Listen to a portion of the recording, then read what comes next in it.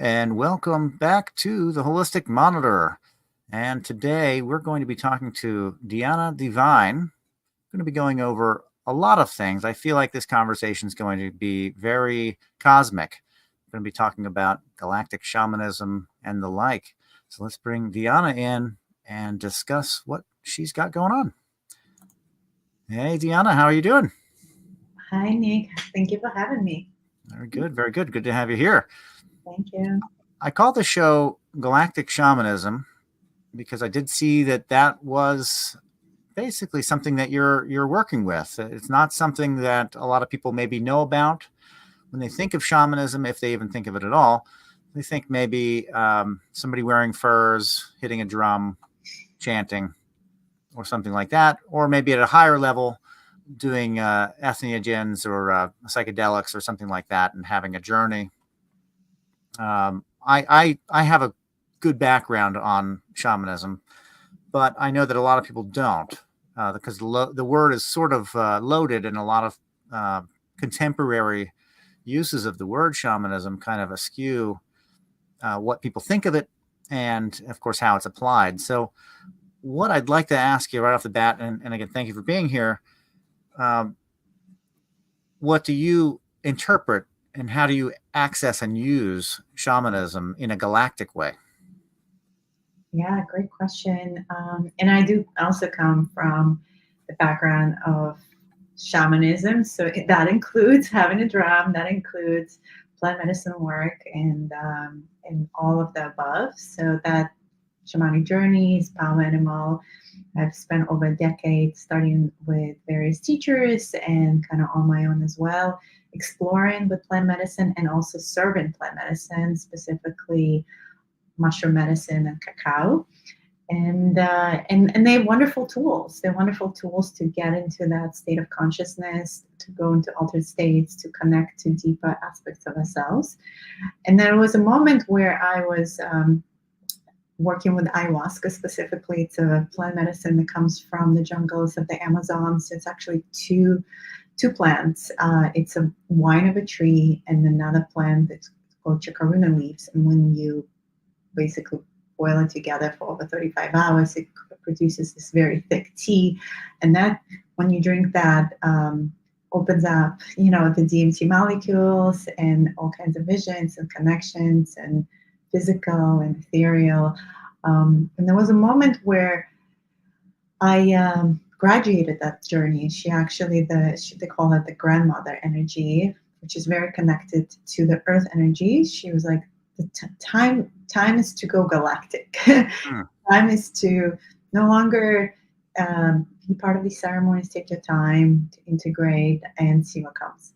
And I was like, what is galactic? Like, I did not understand it, but I followed the path of recommendation. And for a year or so, it's just, being in my energy, doing my things, the practices of meditation, of dance, of connection.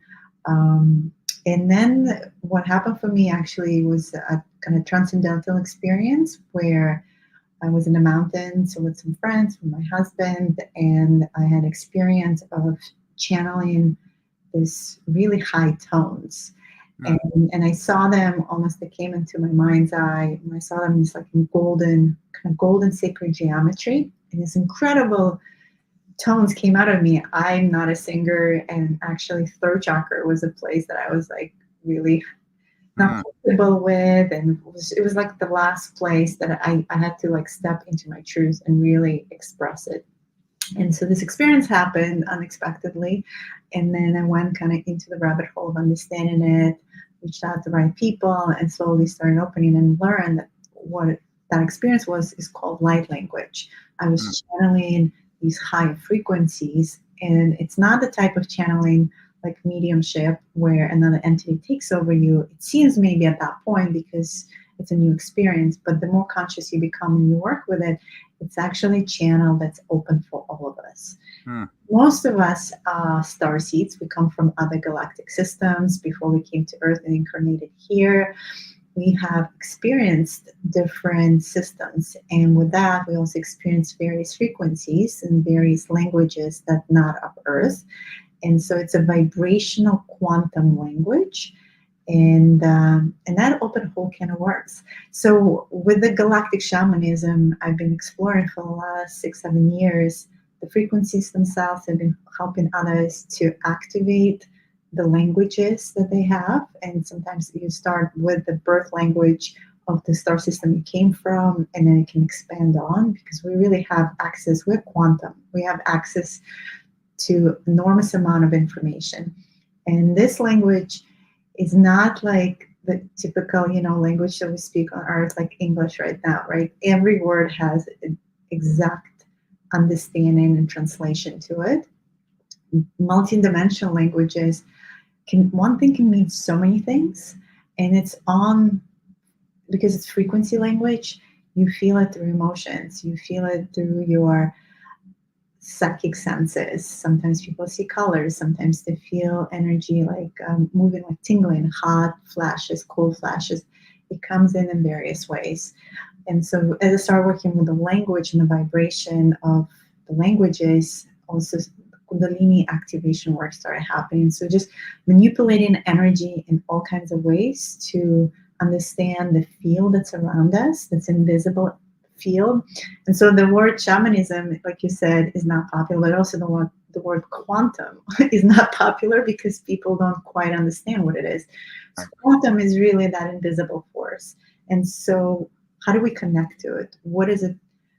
Are we part of quantum? Yes, we are. We actually, quantum field is basically light, and we are light beings too. So we are frequency beings that can be able to express these light particles because we are part of that as well. So it'd be a way of tapping into it. And a lot of shamanism, don't let me know if I'm incorrect, but the way it used to be was that one was called, and then they would be the leader of the spiritual world for their people. And then that kind of got co-opted as cultures grew into a priesthood, and they became the word of God or whatever. But again, a spiritual guide of the people. The way that I see it, the way that I understand it, as far as a more galactic sense, is that as the age clicks from the Piscean time period into the Aquarian time period, that we're entering into a period where we're all going to be kind of called, in a sense, or able to access these other senses on a lesser or greater degree than we maybe already are. And that we will be in a separated connection, or a connection that's separate from, it's connected but not, touching. So maybe in quantum, I think the idea of it is tough because it delves or goes directly into that infinite concept, which isn't something that the mind itself, this physicalness or physicalism, isn't really able to grasp infinite subjects or anything of its sort. It's something that more needs to be experienced.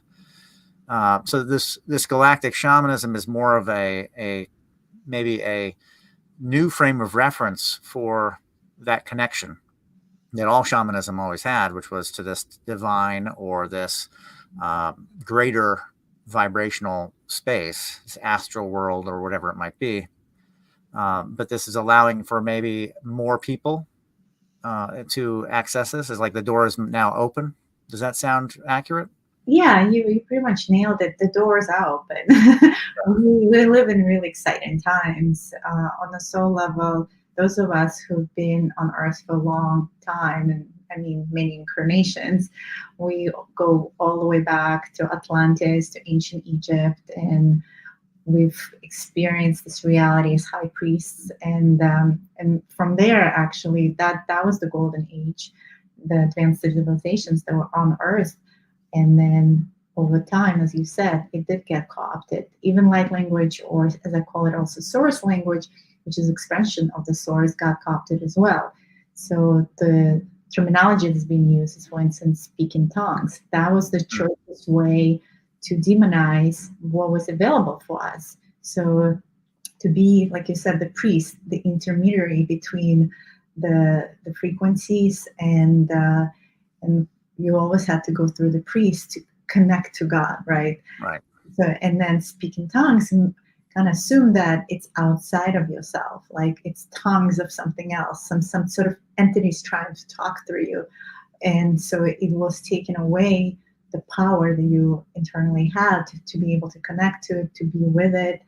And if you look on Google, the actually formal terminology for it is glossolalia. So it's that phenomenon of connecting to divinity, exactly, to the spirit.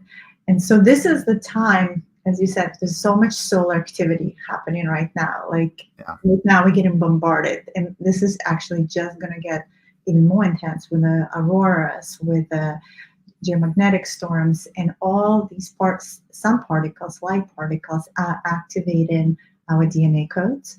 And this technology, the vehicle, the body, as you said, we are having a spiritual experience in this physicality. The physicality is the last one to get upgraded. This is the hardware, and the soul, the spirit, is the software. The software is always gets upgraded first, and then the hardware we have to keep on upgraded after. So there's always a bit of a disconnect.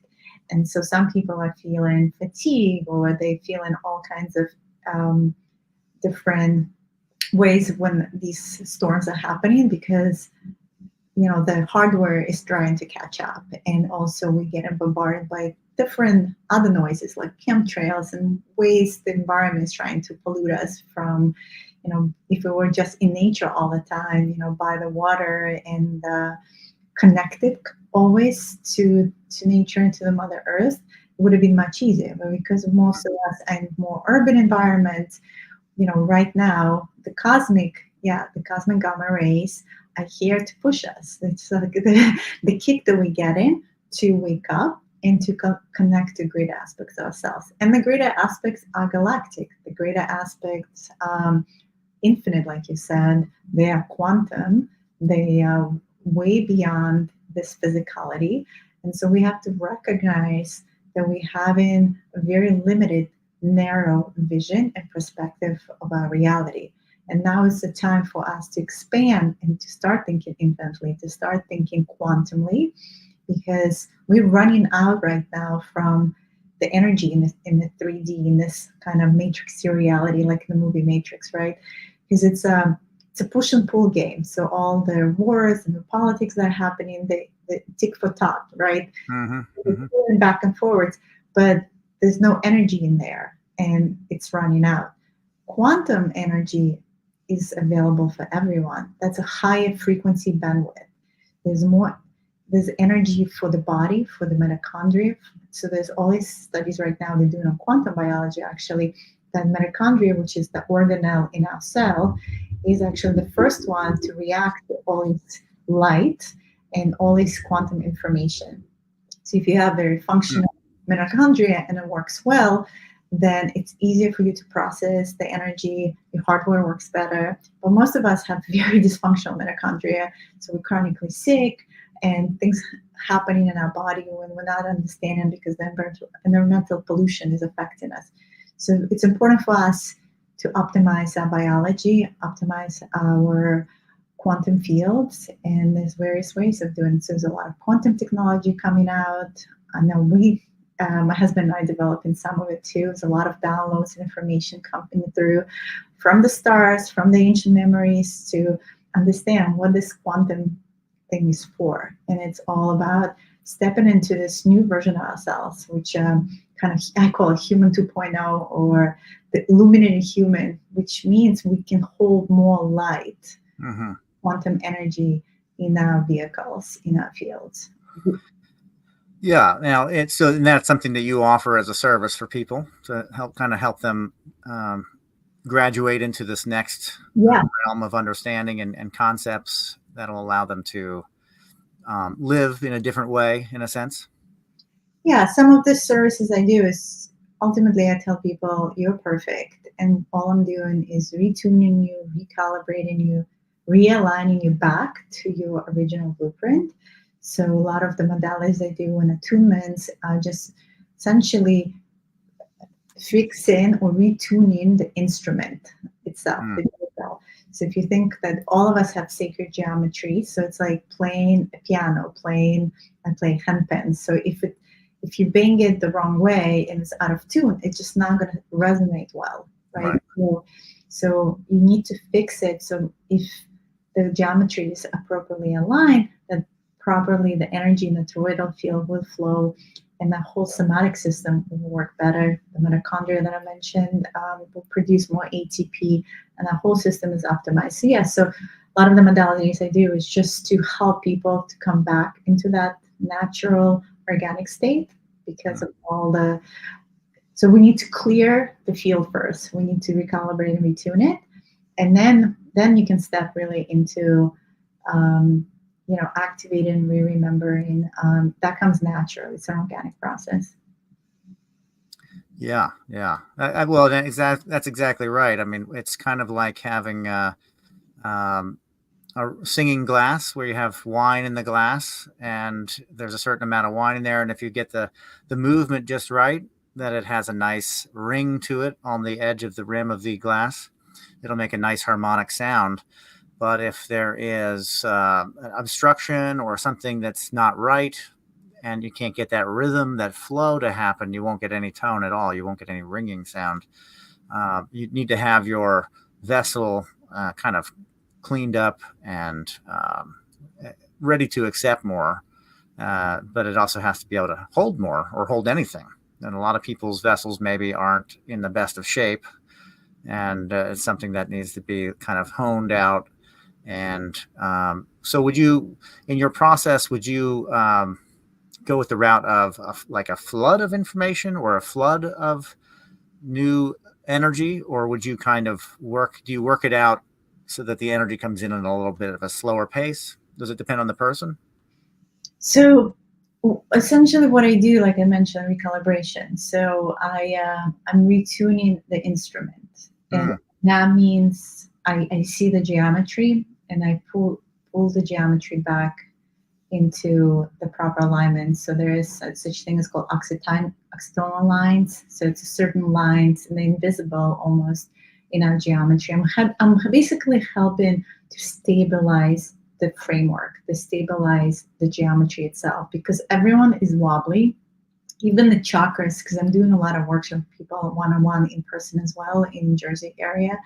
And what I'm noticing is, so there's 7 chakras that we know in the body, but there's also chakras outside of our body. For instance, one of them is called Earth Star.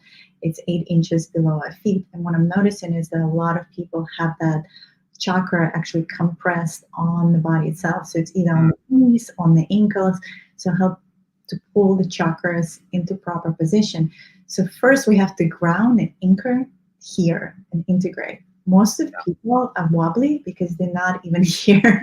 They're so in mind, they're so in distorted information and the noise of the media and everything going on, social media as well, that they're not even in the body, or the North Star is not even in proper position. So really start with the basics of being here, and what does it mean to be here, and what does it mean to be anchored all the way to the core of the Mother Earth, not just like pulling some roots in, but actually going all the way. And because we all chose to be here at this time, all this madness that's going on, we on the soul to be here to have this experience. And the soul really doesn't care whether it's good or bad, it's just growing, because the amount of growth we can have here on Earth versus galactic other planes is day and night.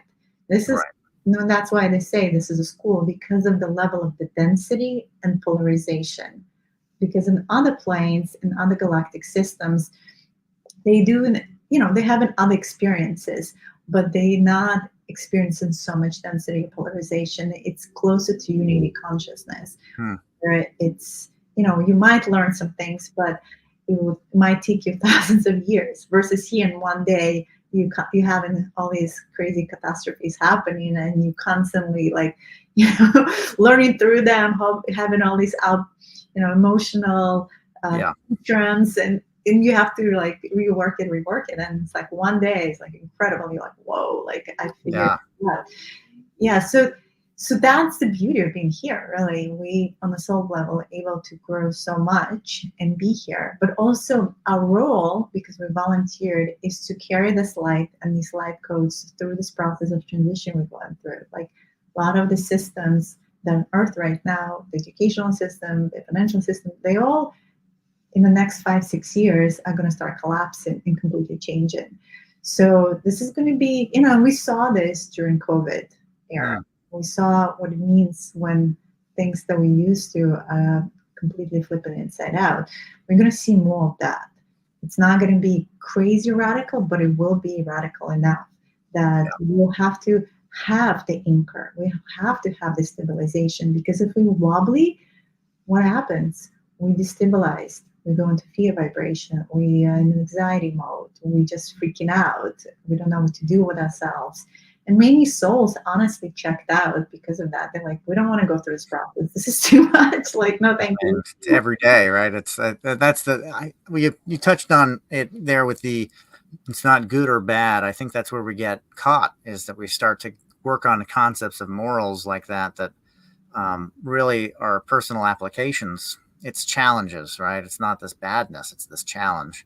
And that we are here to rise above and to work through the challenges and grow through the challenges.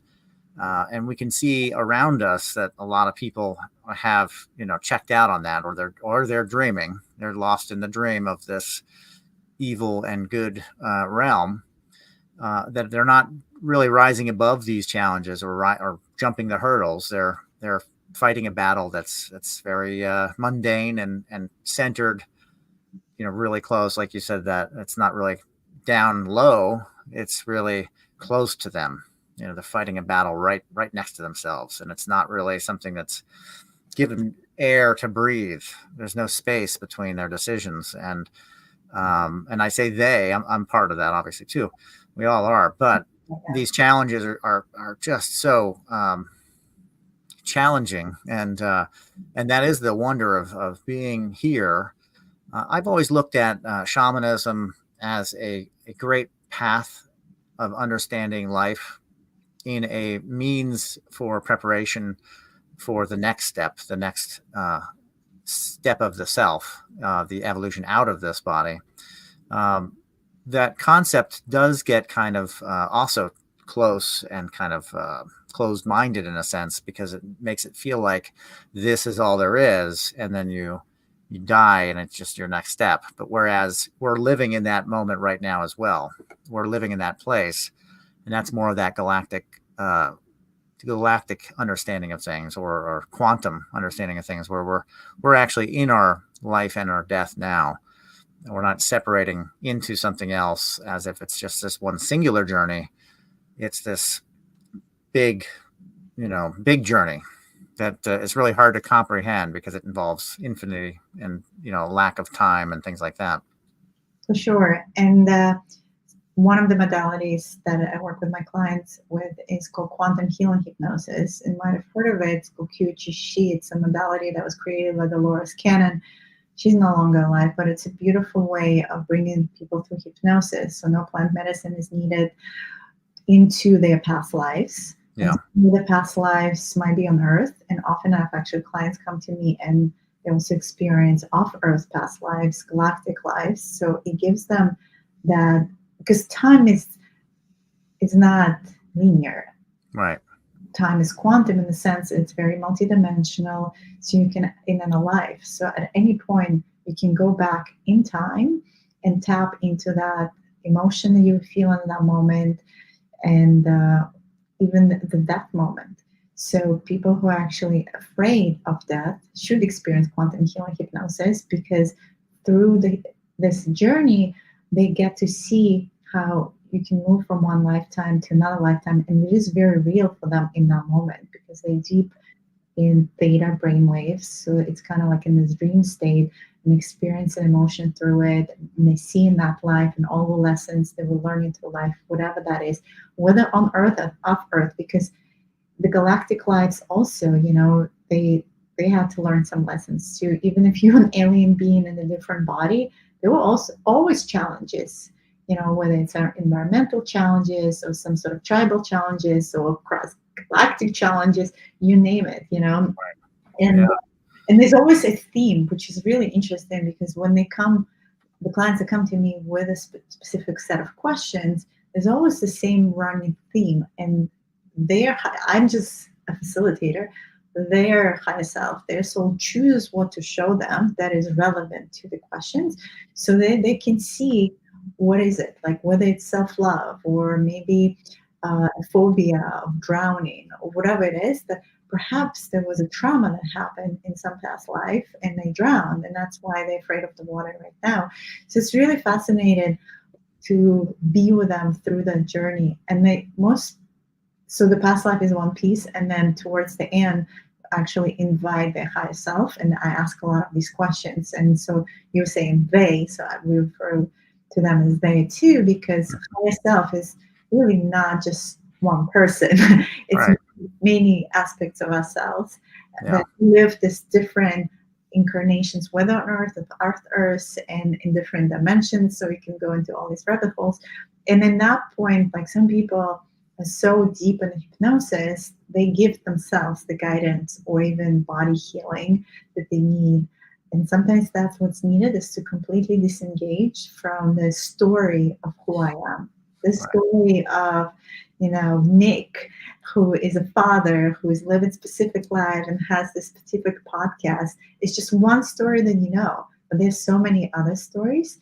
And so the more perspectives we can gain and the more like angles of the geometry, because everything is mathematical and geometrical, the more angles of the geometry you be able to see from different sides, the more you come out of it and like, wow, like, I'm so grateful. Like I understand now my purpose, who I am, why am I here, and this, and everything here is a blessing, right? I get to experience this particular, a game, and then there's another game, and all of it is relevant to my learning. So that's kind of the quantum way of also connecting to that perspective. Yeah, every time you read a book, if you read a book over and over again, every time that you read it, you'll get something else out of it. You may even learn something completely different about the storyline. And that's much like life, where you get up and you move, you change your life, you do something different. You're rereading that story and it comes out different. You meet new people, everything kind of adjusts and changes. And it's one of my biggest pieces of advice that I give people if they're caught up in something, is that it is really, every day is as simple as a choice, but in a lot of cases, it's just a little bit of just realignment to a different direction, or moving, or something very simple. On a cloudy day, take a drive to where the storm isn't happening. Just something easy, and your whole day will change, right? Just for doing that one little adjustment. And there's a little bit of willpower and effort there, but that's taking control of life in a sense, and saying like, okay, well, I don't really like the way that this cycle is going. I think I'm going to adjust it. And I feel like that is a mark of definitely a place where people can find power in themselves by saying, okay, well, that's the story of that time that I read that book of myself, but now I'm going to reread it. I'm going to re-experience life from a different perspective. And rewrite it. So rewrite it even, yeah. Yeah, exactly. We are quantum master creators. That's the terminology I use. So we get to choose, so by choice, and then that's the free will part, and that's the fun part that we have here on Earth. We get to choose what kind of experience we want. And like you said, like there's a certain program that we're running, and we're doing the same thing again and again. We get to choose, today is the day I'm going to change that program. Today I'm going to take a different route. Today I'm, going to wake up early and see the sunrise and maybe connect to the sun and all the light codes that come from the sun, and see how that impacts me. And like maybe there's something that I might perhaps see in the sun. So that's what I do. I love to do sun gazing in the morning. Mm-hmm. It's still like that healthy rate. So yes, so we get to constantly every day make choices. We can go left, we can go right. And through making those conscious choices, so you're no longer in the Truman Show, you're in the you're conscious player, right? You're not NPC. Yes.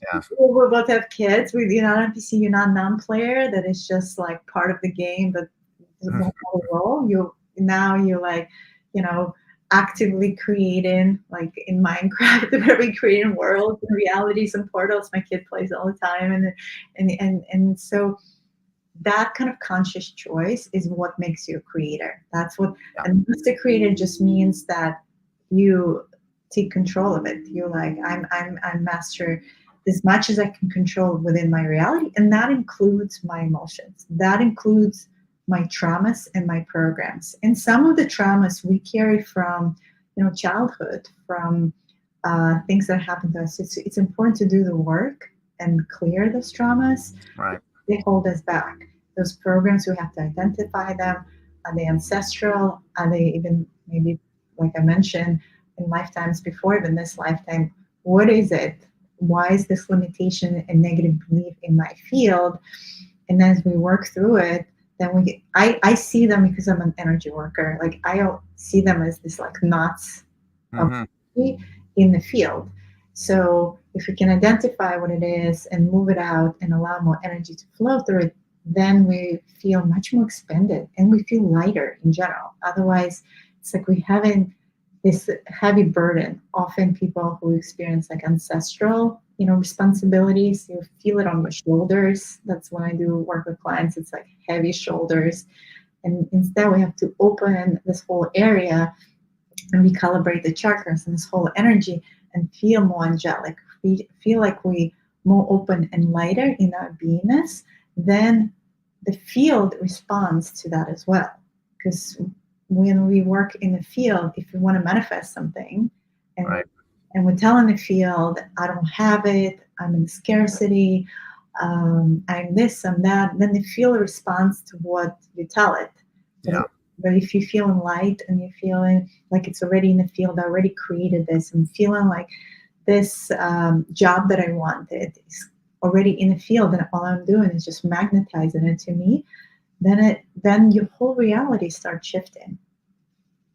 Yeah. And I sometimes visualize it like our attention and our willpower are the needle, instead of the needle coursing through a record that already has grooves, which often it does, but instead of doing that the attention and the will set the course to make the groove in the record, to create that pattern and flow that it's going to go down. And then it can get lost and it can get trapped and all of that as well. And that intention can get stuck. But to recreate our world the way we want it, it will take us to carve out a new direction and a new path. And in doing so, to play a song on that record player that is the song that we want, instead of saying, oh, my knee hurts, and you just keep saying your knee hurts and your back hurts and you hate your job. Okay, well, saying that over and over again is really just putting it on the record and saying it over and over again and creating that groove. And so that what attracts that is more of that, not necessarily relief, until there's a need for change, in which case most of us will do it. When it gets to be so pressure is so high, then we kind of break. But that saying something, that coding ourselves, can be done very positively too. And that, I think, is for me to visualize it, it's the easiest way to look at it. Like, we can not follow the groove and write our own record, and that record could be very positive and good for us and beneficial. Right, and spiral instead of circle, which for sure. And so there's a few things you said here. So one, in which we started talking about, is the law of resonance, right? That's one of the main laws of the universe. In universe, it's one verse, right? So it's like, right. It's about the verse and the sound. Like, everything is sound and vibration. It's all sound and vibration. Yeah, exactly. And how do you shift it, and it's important to pay attention to what we say out loud as well. Because what we're saying, we also create it. Because the word was created with, like in the Bible, with the word. Yeah. So if we every day put like mantras and affirmations, around a mirror, and we tell ourselves, I'm beautiful, I'm love, I'm sovereign, I'm free, then you're going to start feeling it and being that, versus I'm having all these negative thoughts and saying them out loud to yourself as well, and being everyone is like the biggest critic and sabotaging themselves. So stepping out of that, negative thought pattern and stepping into the positive one and repeating it out loud, that also helps to change that record that you mentioned. And so the resonance of the universe also shifts with you because it responds to that frequency, right? Right. Yeah. Yeah. If it's in an idea of the tuning fork, and you're hitting your tuning fork at all moments, so you're just more, vibrating. Other things that vibrate at that vibration are going to vibrate and be attracted to and harmonize with that vibration with you. If you adjust it, if you fine tune it, if you create it to be a higher vibration, then it's going to reassess itself with the things around it so that it's vibrating at that same caliber. And I think that idea of what you're doing is to basically restructure a person so that their tuning fork, their tone, is a lot more clean and clear. So when in doing that, does the person, your clients, do they experience in that realignment? Are they then experiencing a flood of new information, a flow of new information? Are they then kind of attuned? Are they getting an attunement? Or are you mainly laying the groundwork for that attunement? So yeah, the free will part in their soul and their higher self has to work with it. So some people initially experience some purging, and then after that, as they recalibrate, yes, there's attunement happening. So exactly, the insights, the clarity comes because now it's just resonating better now, right? So the energy is working differently. And then the other aspects of quantum here, there's also what's called superposition. Are you familiar with that quantum terminology? Yeah. Superposition just means that there's all these potentialities in the field. So we at one time we'll always have at least 6, but of course more than that. So it's kind of when you mentioned the intention and attention that we give to a specific standing wave or quantum standing wave. Just think like a wave in the ocean. The more you focus on it, the higher it becomes. So if we, on the personal level and also on the collective level, start all focusing on the same thing, that particular potentiality field of that timeline, of that standing wave increases, and at some point it wins and all the other ones collapse. So that's what's happening right now. Like we all on a personal level going through this changes and awakenings and realizations, but also on the collective level, we all starting focus, let's say, in peace and love and understanding. And like when, let's say in the war zone, a group of at least 8 people get together and they're all meditating and all focusing on intention of peace, then they start building this standing wave in that area that starts resonating and rippling out and affecting the area and the consciousness that is within that environment, which is super fascinating. They're now doing all these studies. You probably heard of heart coherence. Heart Math Institute, they do heart coherence meditations all around the world, and then they have applications where people around the world can tune in and meditate. And then if their hearts are beating in coherence and they are in that intention attention on the same goal, then they start building that standing wave. And you can do that. This is just like a quantum terminology. This is how we really create quantumly. We all start focusing on that one intention, and it starts building that potentiality field. Yeah. And then, of course, if you're resonating to that and you're in a pocket somewhere else, that you'll be drawn to that, or you'll be empowered by that wherever you may be. It doesn't really matter, but that will help everybody that's in that tone or in that tuned space. Yeah. And with my clients, again, there is like the work that I do and I help them, but to sustain that, they have to continue doing the work as well, right? The hard part. Because you can. Thanks for the tune-up. You can come and like, I'll tune your guitar. Yeah. Working amazing. And then you're going through another roller coaster, and you and you don't do the work, then it might not sustain itself. And that's where it's important to do the work, to fundamentally have practices in your life that help you to come into this moment of presence. So practice promotes presence, whatever that looks like for you. You know, maybe it's dancing, maybe it's jogging in the morning, maybe, you know, hugging a tree. Like, you can build in these moments of stillness in your life. So then at that moment you can go inward versus that noise that's outside, like, you know, it just distracts you constantly, so much distortion there. And so when you do the inner work and just have that moment of stillness, that's when it helps to kind of come back, right? Yeah. Well, and I think that is what defines rising above the challenge.